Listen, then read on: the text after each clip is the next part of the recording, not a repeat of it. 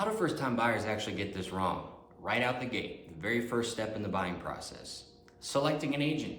It may seem like a really easy thing to do. There's a lot of agents out there, but bear with me for a minute and I'll explain to you why this might be the most important step in the entire process. I was able to save my first-time buyer $16,000 on the purchase of their first condo.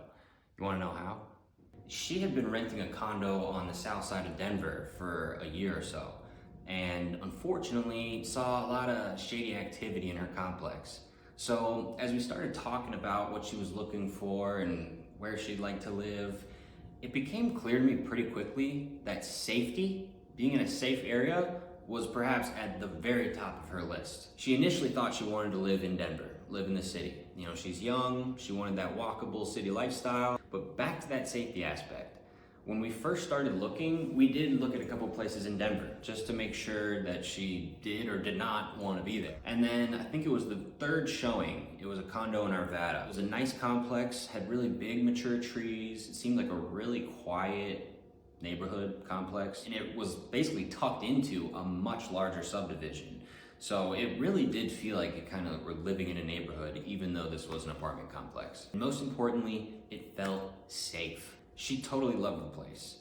But again, this was our third showing. So, you know, over the next couple of weeks, we went and saw some other places. But at the end of the day, nothing was beating out that place in Arvada. The one kicker with that Arvada condo, it was really kind of at the upper limit of her price range. So because I knew this was like her number one spot, really from the day we saw it, from the day after, and then probably 2-3 times a week after that, I was hitting up the listing agent. Hey, you guys got any more showings? You guys got any serious buyers coming through? Any offers? And pretty much every time, the story was the same. Nope, we got nothing, which was great news for my buyer. Once I saw that it was on market for 28 days, I knew I'd be able to get a good deal. So I went to my buyer and said, hey, you know, it's been sitting on market 28 days. They got no bites. I really think there's an opportunity here to get a good deal. And she wanted to go for it. So I drafted up the offer. Before we submitted anything, I sat down with my buyer and reviewed all 23 pages of the contract with her, just to make sure she had a complete understanding of everything that was going on. You know, we have terms, deadlines, there's a lot of things that go into this contract. So once she was comfortable with everything,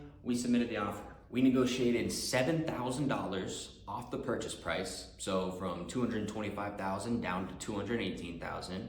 Then we also asked for another $6,500 in seller concessions to pay for my buyer's rate buy down to get her a lower monthly payment. On top of all that, we got my buyer $2,500 from AT Keys for Life. My client was thrilled, I was thrilled, but my job wasn't over. Once the seller signed the contract, you know, we had to deliver earnest money to the listing agent, make sure the title of the property was in good order, collect and review all the HOA docs from the seller, you know, make sure there was no issues with the appraisal, the inspection. I even took a few hours out of my day to be there for the inspection, just so I had a complete understanding of everything and so that I could explain to my buyer any potential issues with the property. And I'm glad I did, because there weren't really any major issues with the property, but there were a couple of things that, you know, ideally we'd like the seller to pay for. So what did we do? We negotiated another $1,200 from the seller to pay for some of those inspection items. And after all that was said and done, the only thing that was left was closing day.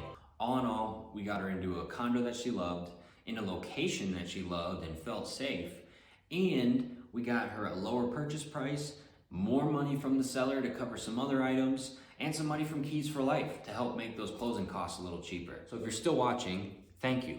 And I say all of this because not all agents put their clients first. Please, please, please keep this in mind. Buying real estate is one of the largest financial decisions you're gonna make in your entire life.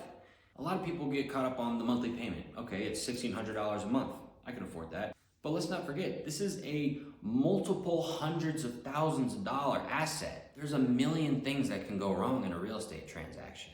And a lot of them can be prevented, or the risk can be mitigated with a good agent by your side. Somebody that's gonna put you first. This is your purchase, not theirs. And this is gonna sound really corny, but my very first job was at Jersey Mike's, making subs. And I can't tell you how many times I got compliments or comments on how good of a job I did making their sub. And what I'd say to people every time is, I'm just making it like I'm gonna eat it.